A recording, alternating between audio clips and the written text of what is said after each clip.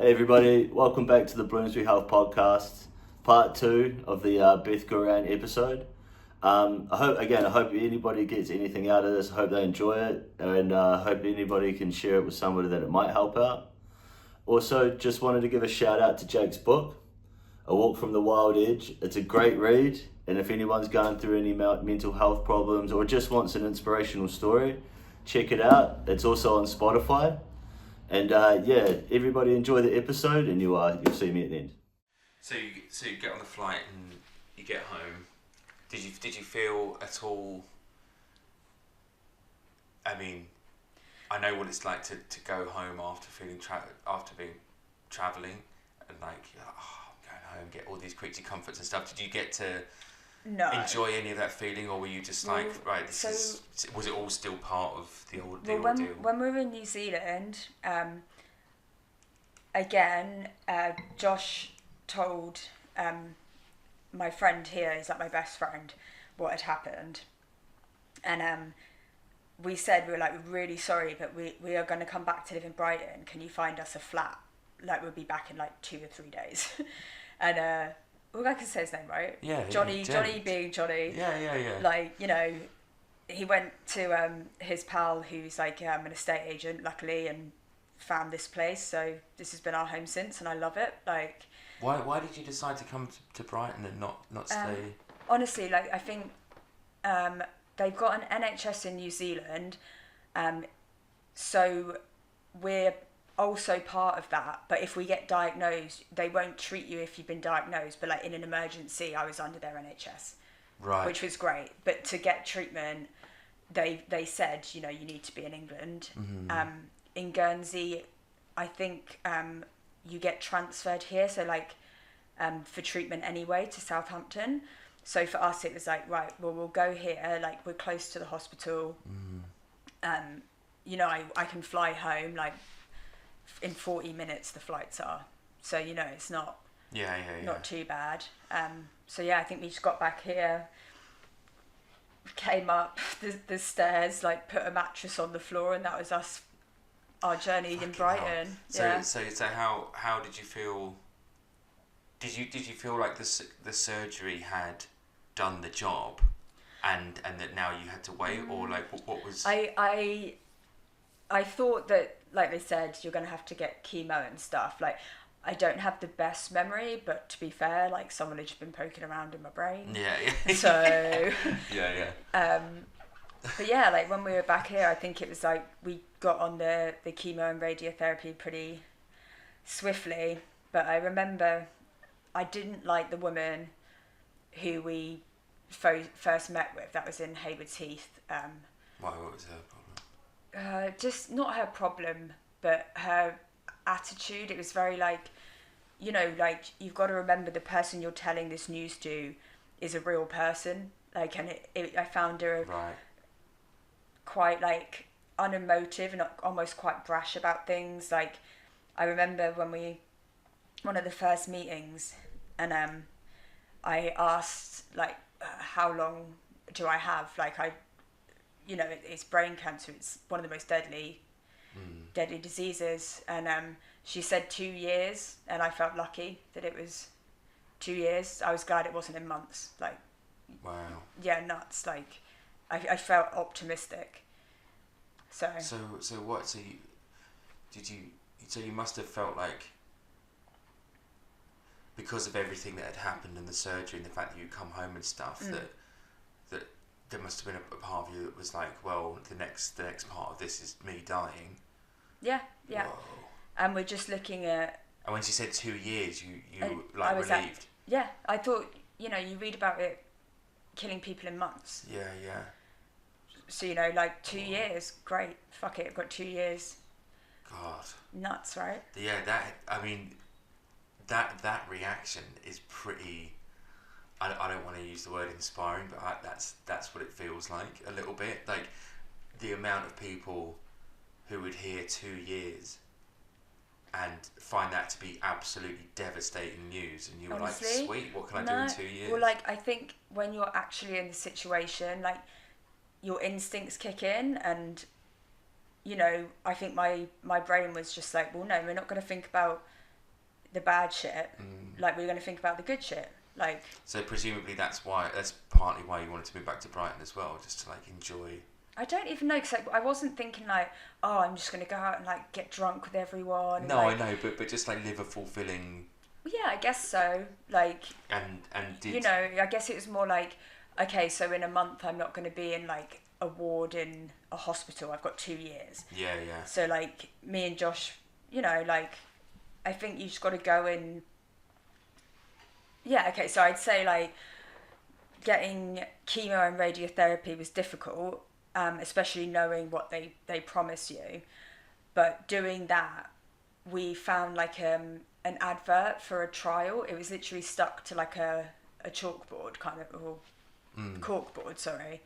And that's kind of the moment where we were like, well, they say this is what they can do, but there's other options and we're going to try them. Like, and I think they should make that an option for you when you're first there, especially when it's such a dire thing where they're like, well, we'll do this, it's going to be unpleasant and it's not actually going to save you. That's very different than when we were like, okay, let's see what this is about then. Like, we got on the trial. That's how it. Well, and so how long had you been in Brighton before that happened? I think I was maybe like midway through chemo or. When was it I saw it? I remember. I was trying to think when. So let's backpedal a little bit, just to like when you got back to Brighton. Were you like excited to like see people and? Yeah, like so when we were back, Spiegel and the Warren were on. Oh, okay. And I remember we had like a really nice night big at Warren. events in Brighton, yeah. Yeah, and like there were like really nice fireworks and like a group of us were there. Like so I did like How did people react to you? I think. So presumably everyone knew at this point. Yeah. I mean, the people I went with are like the people I'm like not like true friends with, because it's not like I'm off other people at all. But like it was like you know them. They're good people who are just like, there was no weird like, oh, what can we do for you? Like, do you want me to do this? It was like I was a normal person, and that's what amazing. That's what I think is important for people. Like, you're not. You know, you get like the sideways, like, oh, bless you kind of thing. It's like, nah, like, you know, and like we're being told now this affects like 1 in 2 people. Like, I'm very like I'm unfortunately young to get this, but I think people. You're all gonna get it as well at some point. No, but you know what I mean. I think it needs to be accepted as more of a general thing rather than feeling like definitely pitied or like a different person almost. And I'd hold the people close to me who didn't treat me any differently as well. Yeah. And I get like the kind of awkward initial like, do I mention it, don't I mention it, like whatever. Like I do understand that, so you know it is what it is. Like, but I'm still the same person. Did you notice anyone who you would consider a friend or acquaintance? Because like it's Brighton. As we've said before, you know, the network of people you know is so huge. I think I was like maybe in like the gossip mill a bit, and like not in a bad way, but do you know what I mean? That's news. Yeah. It's like, oh, do you remember the girl who used to work there? Like, oh, well, she's got this, and it's like, oh, well, I better go tell my friend.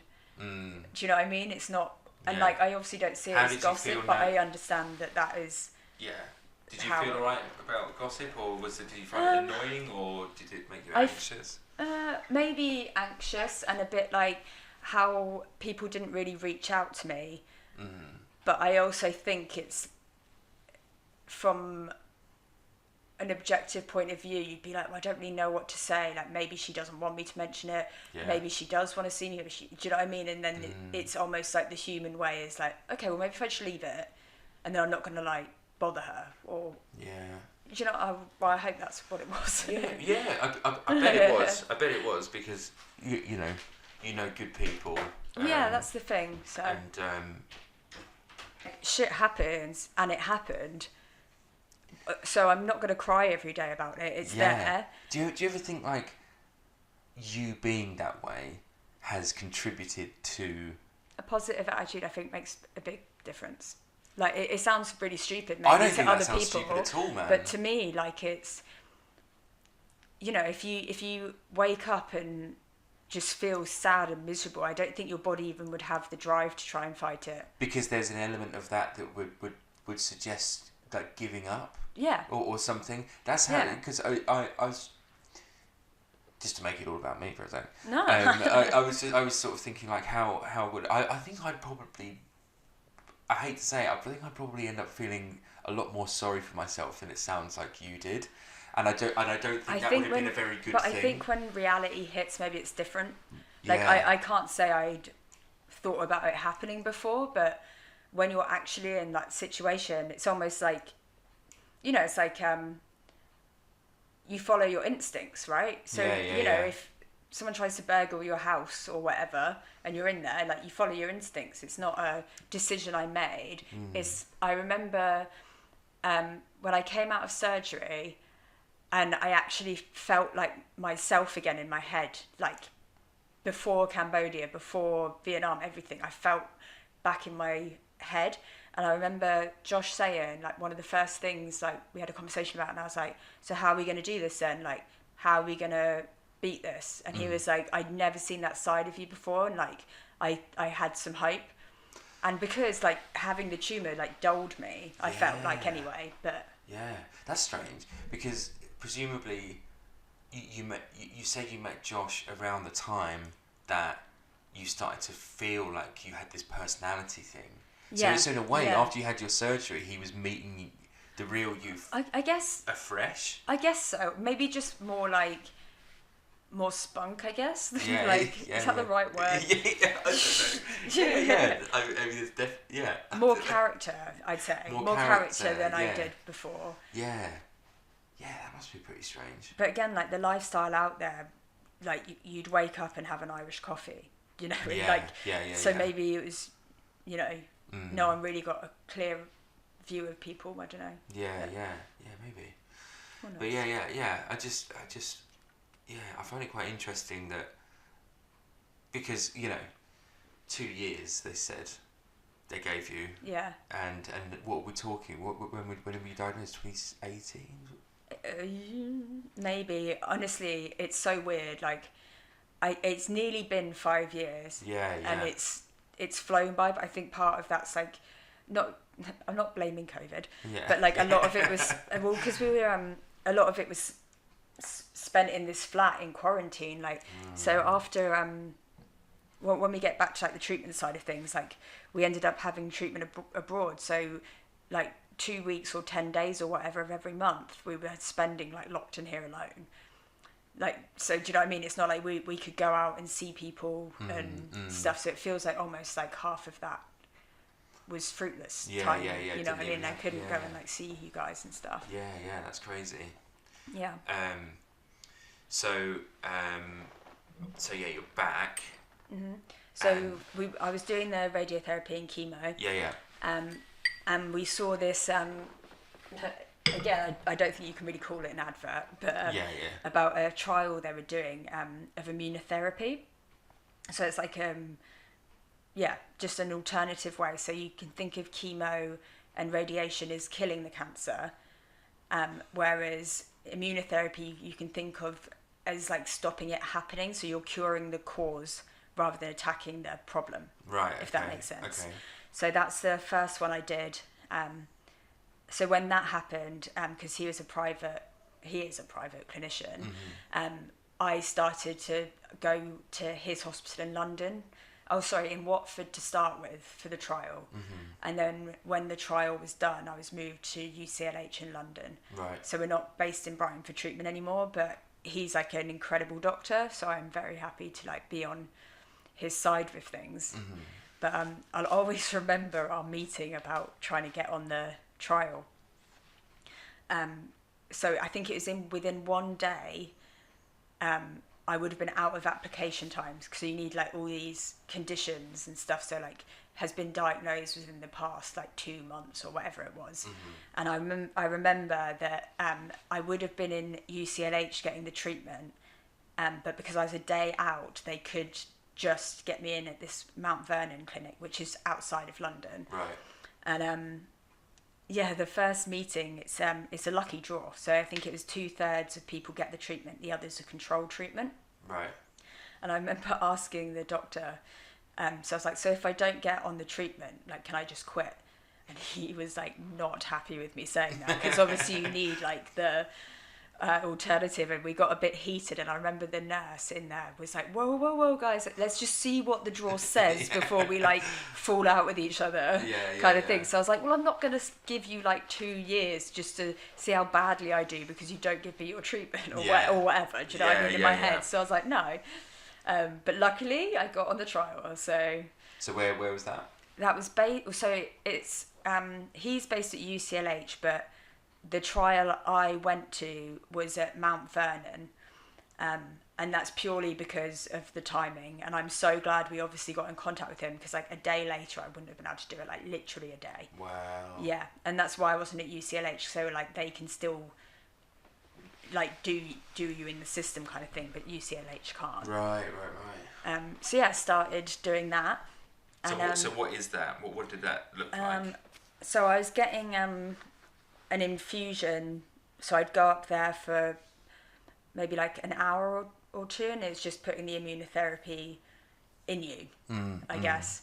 And that's all that really was to it. And then I'd go for scans. Like, luckily I didn't get any side effects, but I think because I'm younger, like, it's... What did it feel like having, like, actually being on, being hooked up to a drip and... Odd, I'd say. I don't like the confinement of not being able to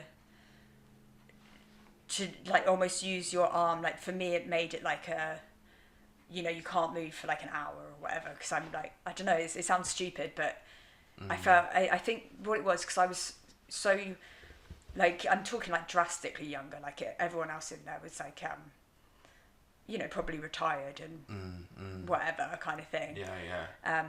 So yeah, it was just like, but all the nurses there were like lovely. Like, did you get chatting to any of the other patients ever? No, but I think because that makes me sad. Right. Okay. No, and that sounds weird, but what, to talk to them makes you feel sad? Right. Yeah, I don't get any kind of comfort from it. Right. Okay. And I don't like the... You feel sorry for them? Well, not sorry for them, but I don't want someone who we bond over it and that's what we chat about. Do you know what I mean? Yeah, I feel you. Yeah. Like, it's not that I don't want to be friends with people, but it's like, oh, do you remember where we met? And like, how's your chemo going? And how's your this? Like, oh, that's happened. Like, do you know what I mean? Like, no, I don't even. Yeah. So, how was life looking sort of around that? Were you still doing chemo and radiotherapy while you were doing the other trial? Did they overlap, or did one stop and the other one start? I honestly can't remember, which isn't good. But no. Honestly, there's so much was going see on. How it would all blur into. Yeah. How was injections and visits and tablets and Yeah. Like, so I've got I take vitamins like every day. I take 20. Wow, 20 vitamins every day. Yeah. Is that stuff that's been prescribed, or? I went.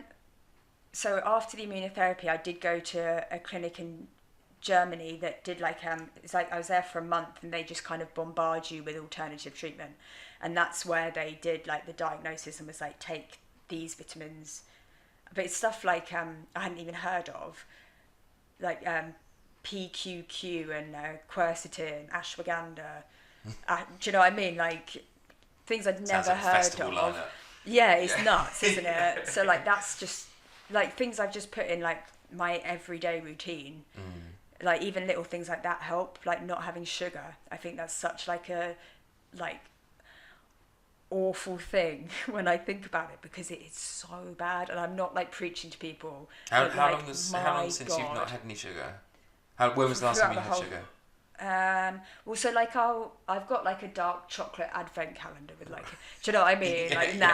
But I don't. No, but actual sugar. When was the last time you had actual sugar, like refined sugar?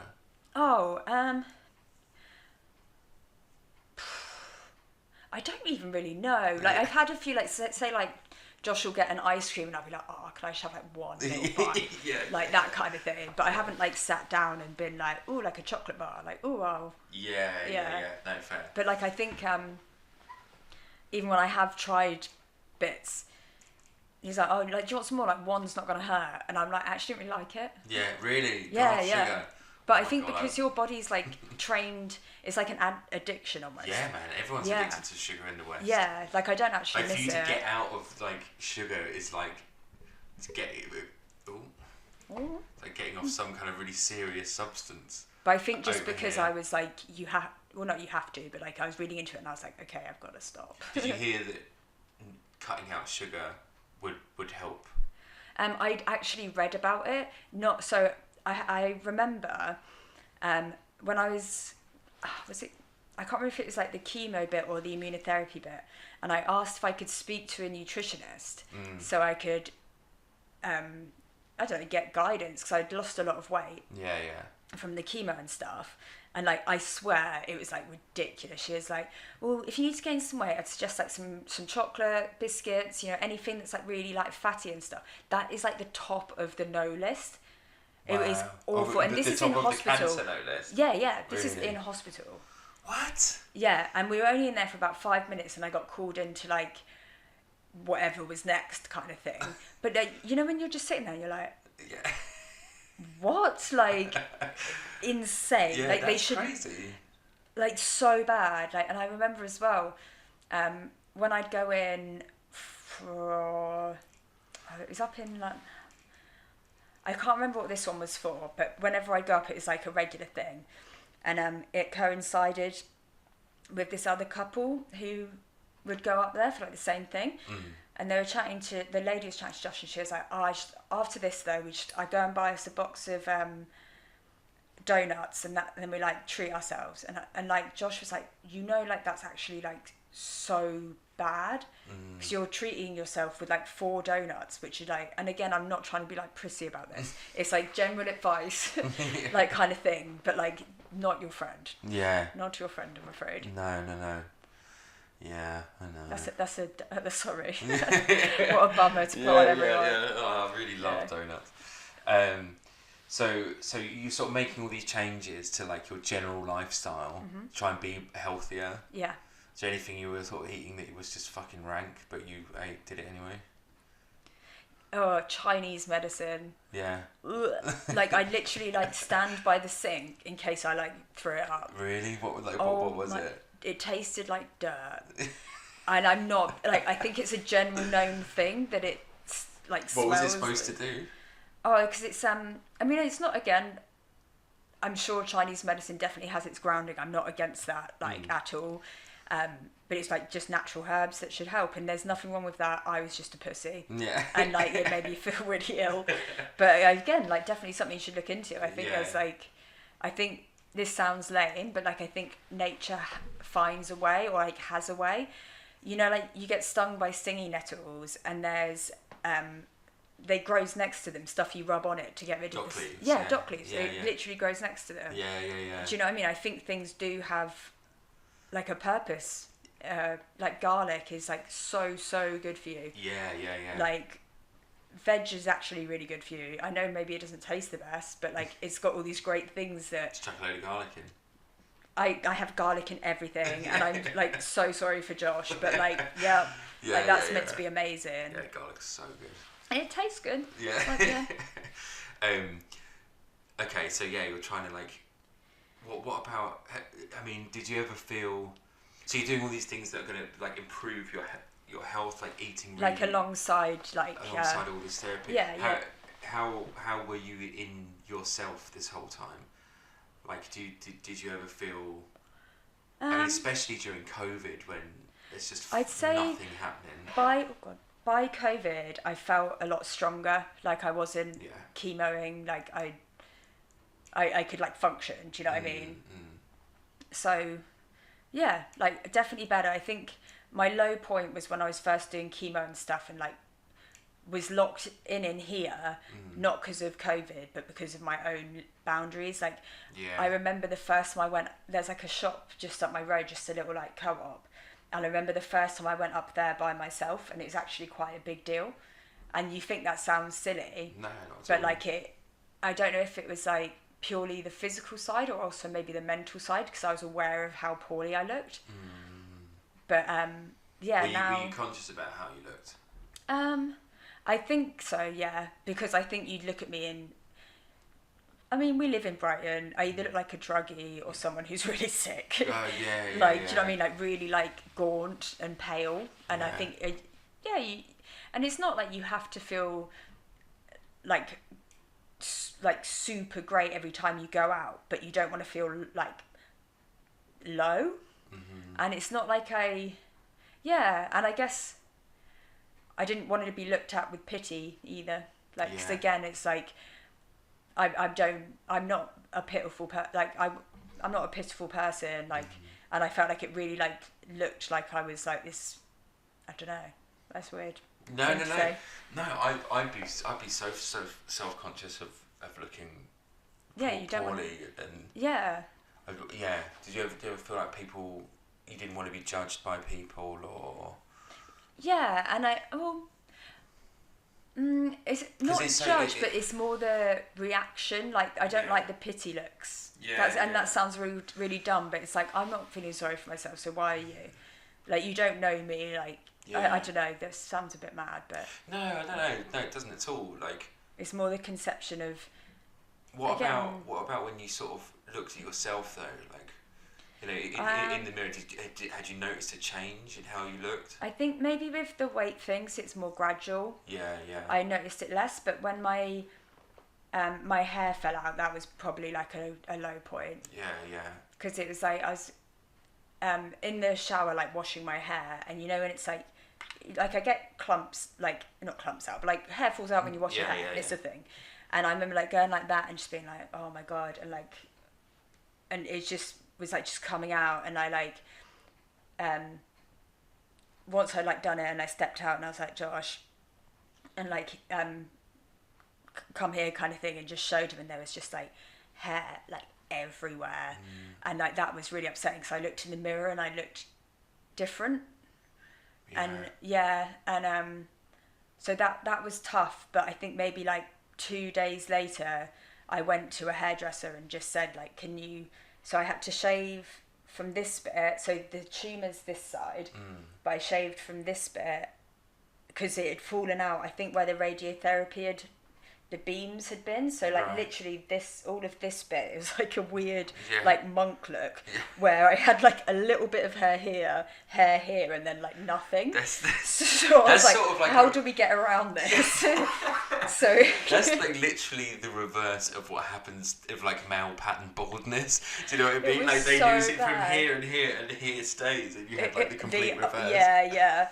So hence like why I put this over this side, because this is like, this still hasn't grown back like properly. Right. And this is like, this side's fine, it's just like I keep it short because who wants hair here and here? Yeah.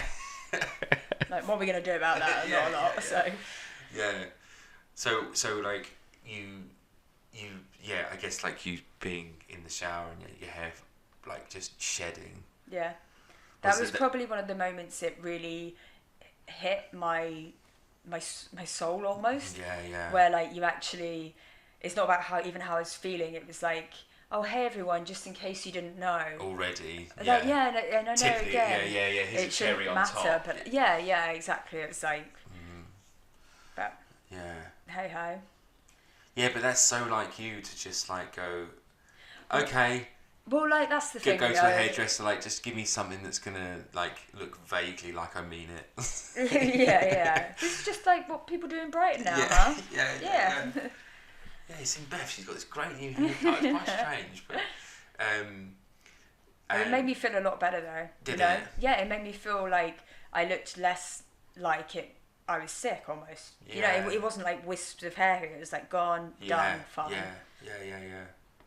So. And how did you feel about like going out and I mean you kind of already touched on it, but like you know you say strangers seeing you, you didn't want them to think that you were sick or whatever. What about your friends and stuff? Did you feel anything about like being around people? I just felt excited to see them. Did you? Yeah. Man, you're so fucking great.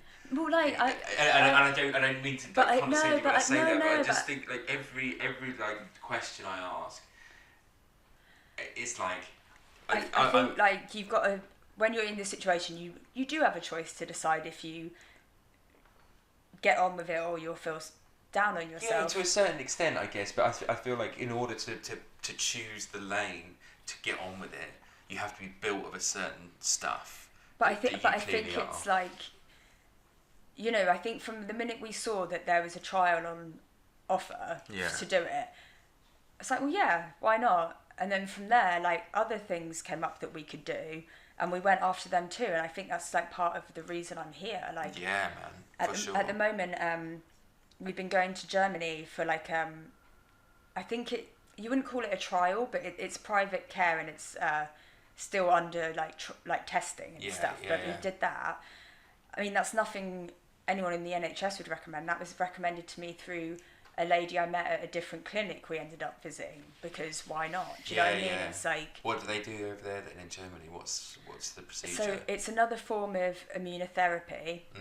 The first thing I went over for, you get like okay, so it's based on your individual cancer, which I think is great. So it's luckily when I was in Germany, no, I'm lying, New Zealand, and had the surgery, you can sign to have it kept in a clinic under like conditions that will preserve it, either so that people can like experiment with it to like find out cures. Do you know what I mean? So for this place, they needed a sample of your tumour, so they took that from New Zealand sent it to Germany, and it was analysed, and through that they can see the different pathways that built your individual cancer.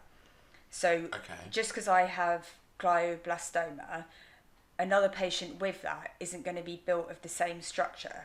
So they managed to map what built my tumour, and through that work out how to open those pathways for drugs to get access to it.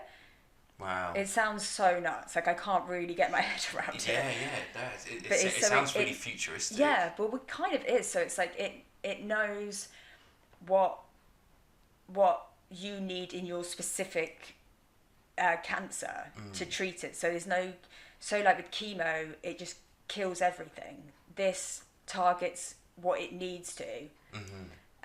So yeah, I think that's like you know, thinking about it, that seems like a lot friendlier, right? Like, and so from that, I remember the first time we went, it was for a week, and so they inject you here. They say it's like a bee sting. You'll get a bit swollen. You'll be okay, kind of thing. So the first time we went for a week, and I think I had 3 injections, so it's like every other day.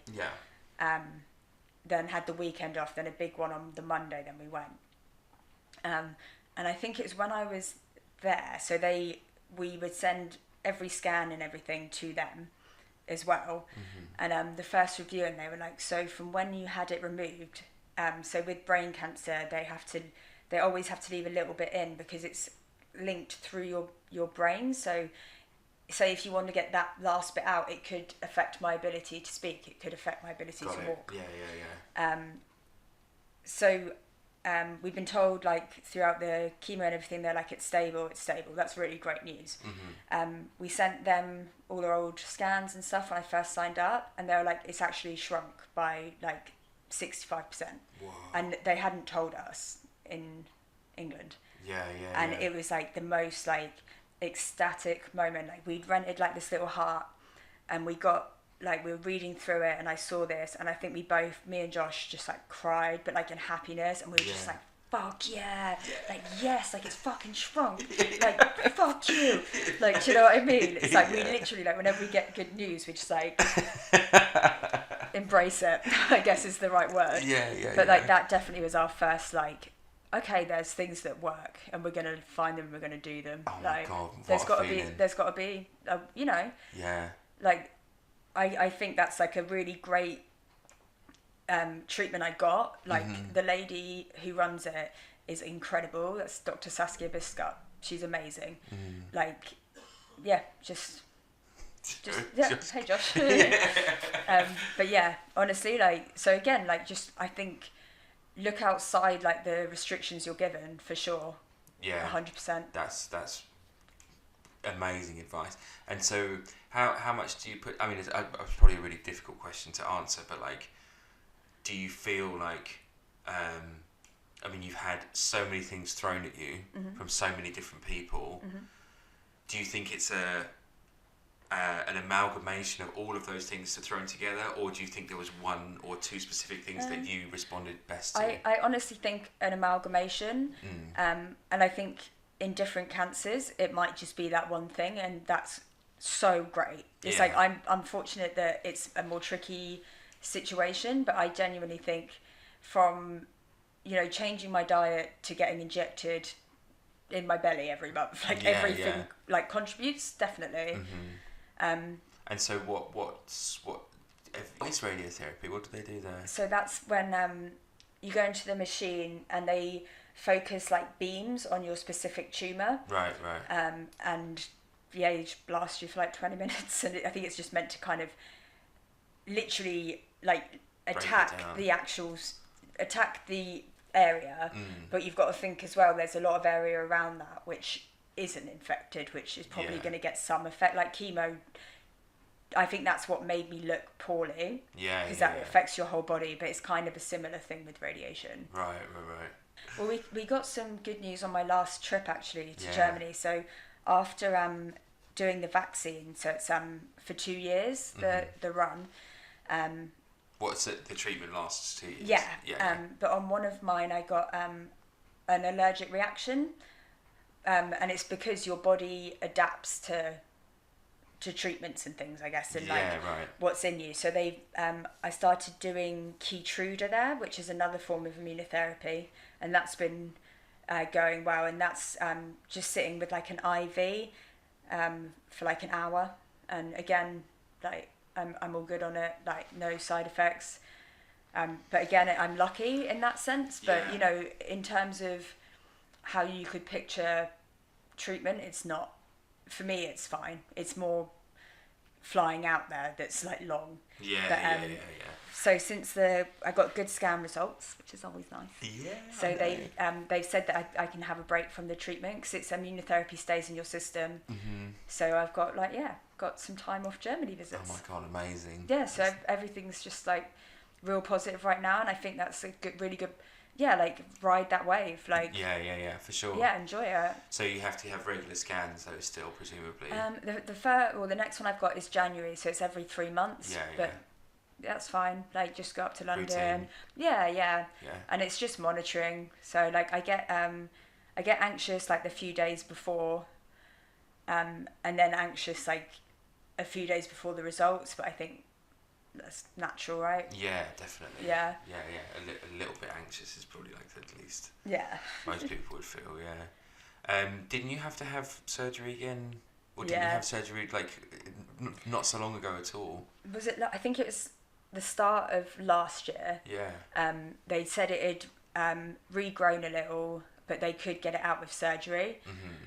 So obviously it was a shock. We were in this flat when they said on the phone. But they said we can do surgery, so get off the phone. We're like, well, cool. At least they could do something, because what you're gonna cry or you're gonna get on with it. Yeah. So this one was done in London, but it was pretty mad. So it wasn't the same as being put under. So I was sedated, but they woke me up halfway through the therapy, or like not therapy, sorry, the surgery. And they had like a book with like, it was like a picture of a cow or something, and it would say green underneath, but it would be in red, and I'd have to say the colour the word was in, and it was to test if your brain was still functioning whilst they were doing surgery on you. Oh my god. Yeah. Could you hear it? No. But I could hear them talking to me, but I guess he'd stopped doing stuff whilst I was like asked and things. Yeah. And then I remember at the end an alarm started going off, which like stirred me, and it was like beep beep beep beep, and when you're just there like, oh god. Yeah. And then they were like, you need to calm down, and like I'd come round because the alarm was going off. Right. So I heard him say, well, we're really nearly done, I'm just going to have to finish it now, and it's because a level in my blood had dropped that had like caused it. Right. But this is all what I'd half heard through being not woken, but like unsedated by like the beeping. So I remember that being the end of it. But it was pretty surreal, like being like, my head is open right now. Yeah. What is this? Oh my god! And did they get it? They got loads of it out, didn't they? Yeah. And so far so good. But with the one I have, which makes it trickier, is it finds ways around treatments. Right. Okay. But hey ho, like. So just got to get on with things, right? Yeah, for sure. So what does the future look like? So at the moment, good, and I think me and Josh take the approach that, you know, there's always something else we can look into. Yeah. And we'll stick to like that lifestyle, you know, like we're here, we're smashing it, and we just want to like help others to, you know, track down their path in this, you know. And know that there are other options out there, and even stuff like you know, like I take legal cannabis, and I feel like, so when they diagnosed my tumour, you know, I said how they found the patterns that built it. One of mine literally is for cannabis, so I have no qualms, and it's medicinal, I get medicinal stuff, but that for me personally, my tumour would open up it would make it visible. So like my tumour's good at hiding, and this highlights that area of it and makes it visible to like therapy. It's crazy, right? Yeah, that is crazy. And that's probably a really terrible explanation. Yeah. But like, In my head, it was like, I don't know why. In my head, it was like a computer game where something's invisible, but then like your character finds something, and it's like. But it kind of is like that. Yeah. So That's even so stuff like that. So you're just like sitting around chonging loads of weeds, like.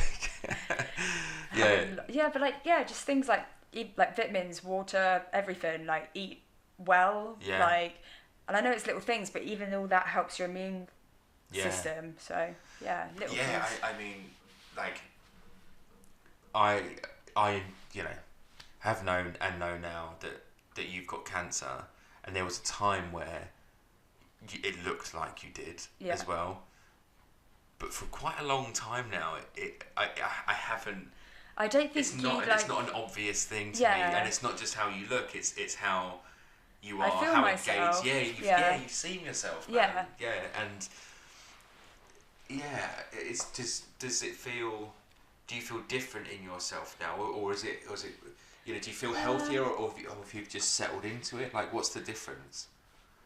I mean, honestly, like, I guess I can't remember exactly how I felt like before all this, but I feel good.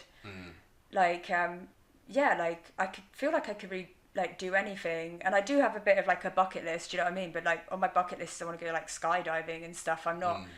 I feel like if anything, I've got more of a lease on life. Like I feel better. Almost like not better. That sounds sad, but like, do you know what I mean? It's made me realise like, well, like, let's go do that. Like, why not? Yeah, amazing.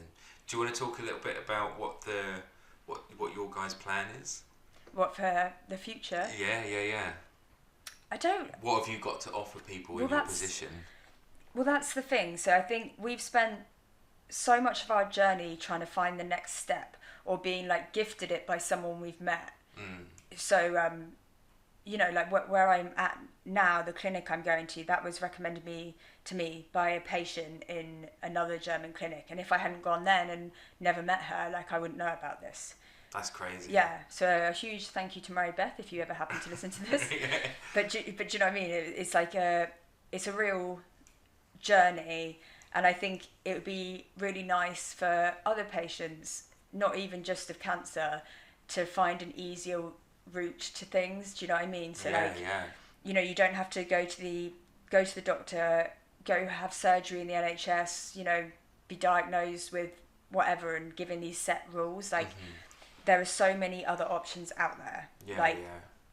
You know, try even like trials in England, like private clinics, if you can afford private clinics, diets, any small thing could help. I know it depends on, you know, how much money you can afford to spend on that, and there it obviously is like some things that are a lot more expensive, but there's also things you can do, you know, from changing your diet to buying vitamins, even that can help. And especially like, you know, different conditions like diabetes and things, like there are ways you can alter how you, and not even majorly, but alter how you live and help. Yeah, definitely. Yeah. Yeah, little changes, man. Yeah. I mean, yeah, little changes. Probably And even being like, you know, the NHS, again, I stand by, I think it's great, but they don't tell you there's a clinic up north that could actually help you. Yeah. They say the NHS doesn't offer it, we can't tell you about it. So I think it's important that people know there's always other options. Like, yeah, because it would, I think it would probably be most people. Yeah, I think so. They go and they listen to the doctor and they believe the doctor, and the doctor say, this is what we do. We do. This is what we can do for you. And you take that as biblical, almost. Yeah, You're like, 100%. Okay, well that's what I've been told to do. Yeah, and I'm not saying don't do that. Oh yeah. Yeah. But so say with Dr. Mulholland, we told him that we were doing the treatment in Germany as well, and he was like, I remember, again, like huge respect to him. He's very smart, and he like, we get on now, it's okay. But I remember him like joking, being like, okay, well you can do what you want, but just know I'll be waiting when it goes wrong and I have to mend you again. And then now he's like, so how's the treatment going? What's your latest scan saying? I'm like, yeah, damn straight, my friend. Oh, that's cool. Is he sort of like, so you're like his little... Oh no, little look into a different world. But now I think I completed the trial. We didn't have a fight, and now we're all good. Yeah. That's cool. Yeah. Cool. Do you have any? This is something that could possibly be like picked up and dropped in. Like we've done like your story like really, really well, I think, and we've sort of gone like from beginning to end. Okay. I just feel like we're missing a little bit of real specific experience within that, maybe. And I think because of the nature of what we're talking about, is there anything, and you know, obviously don't talk about anything you don't want to, obviously, but is there any experience you've had over the last like 5 years that has just been like, fucking hell, like really, like a really crazy moment or experience that you've had? I mean, a lot of it, the whole thing, can I say the whole thing? Yeah. Like, it's the whole thing is fucking nuts. Yeah. And, I mean, and life doesn't ease up on you necessarily. No. You know? This is like, it's quite a nice tale, I think. But my grandma died, maybe about I remember it was not a couple of months, 3/4 of a year, I guess, that I'd got married and I'd worn my grandma's brooch for the wedding, and then within a year after that, because I'd obviously worn it, I'd had the same suitcase that I'd taken to the wedding to get ready that I took away. So I know there's like a explanation, like kind of thing. So my friend Minty got us tickets, or booked, I guess, for us to stay in the Shard in London, and it was coincidentally on the same day that I got diagnosed. So I still, like, in the pictures you can see I'm a bit poorly still and stuff, but like, it's a year, let's go celebrate, whatever kind of thing. Yeah. And I woke up in the morning, and on the side of, we came back from like going out or something, and when I got upstairs, on the side of my bed, on like a bit of tissue, was her brooch. And like, I hadn't packed it, I hadn't bought it, especially. I assumed it was like here in like a jewellery box and stuff. And the maid said she'd been tidying the room and it was just on the floor, so she thought she should put it on the side. And it was just like, you know. Whoa. Yeah. Wow. Hiya. Hi, Nan. Hey. Yeah, that happened to me when I was trying to look for my TV remote. just after my grand died. Where do you want to go? No, Those moments are so fucking crazy. Yeah, I was looking for the TV remote and I was looking everywhere for it. And my gran had died like a week before, and I turned the fucking living room over, and then I sat down again, and the remote and my glasses were just like really neatly right next to me, and I was like, oh, Granny. That was really cute. Granny found it. Cool. Is there anything else you want to... I don't know. What are you and Josh up to now? What, in terms of... Well, just like, you know, life? you've got, well, life, but you've got, you know... But you've got a mission. Well, yeah, that's the thing. So, like, I think this has all led up to us. You know, like, we've been through this and seen how much you have to deal with things yourself. Do you know what I mean? Like, you don't have somewhere where they're like, well, you do this, this, and this. This, do you know what I mean? You go to the NHS, you see what you find online, you order that, you try and do this.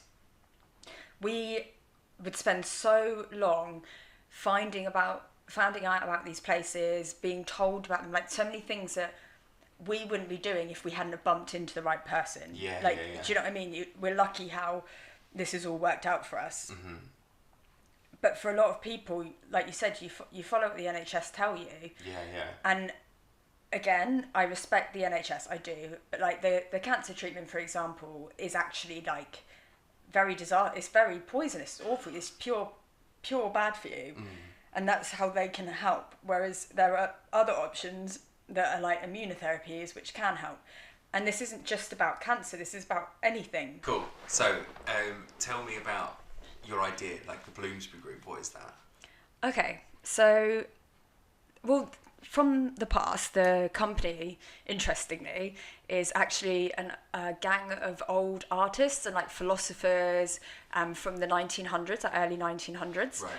And I think that it's just a nice thought, you know, it's the reach out of society beyond like normal means. And I like that kind of how it reflects, I feel like, what me and Josh have been going through.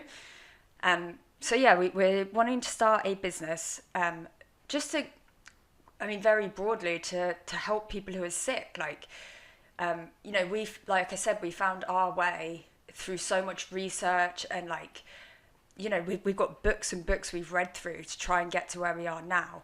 And I think it'd be a lot easier for so many sick people if there's just a place they can go to be instructed on what other options they have. Mm-hmm. So that's what we're working on at the moment. We want a space where any patient for like any reason can come to us, find out what treatment is available for them, like not just on the NHS, including things like, you know, dietary advice and alternate, like, yes, medical treatments, but even things like, you know, like Reiki and massage. Like, there's such a range of things you can do to help yourself, and we just want these options to be available for people to know what they can get and what's going to help them in one place. Like, you don't need to spend hours scouring the internet or anything. Like, it's going to be a place where you can go, you can speak to a doctor, you can receive prescriptions for things, you can be passed on to clinics anywhere that can help your specific condition, and it's not something you have to conquer alone. You know, we're going to have a skilled team who can help you and will help you. Like, we just want things, just things to be smoother, like something we could have really benefited from. So yeah, but it's so cool that you feel like you're in a it's so cool that you feel like you're in a position now where, you know, you've needed the help for so long, and now so you're saying that you feel like you're now in a position where you aren't just feeling better in yourself, but you're prepared and equipped to help other people. In general, like, what this whole experience so far has taught me and Josh is the importance of, you know, the range of knowledge you can receive. Like, if we could look back now and know all this already, you know, it would have been a lot swifter, smoother journey for us. And like, we just really want to help people have our experience, but with half the the faff, I guess. Half the faff, Yeah, do you know what I mean? So like, it's a good slogan. Yeah.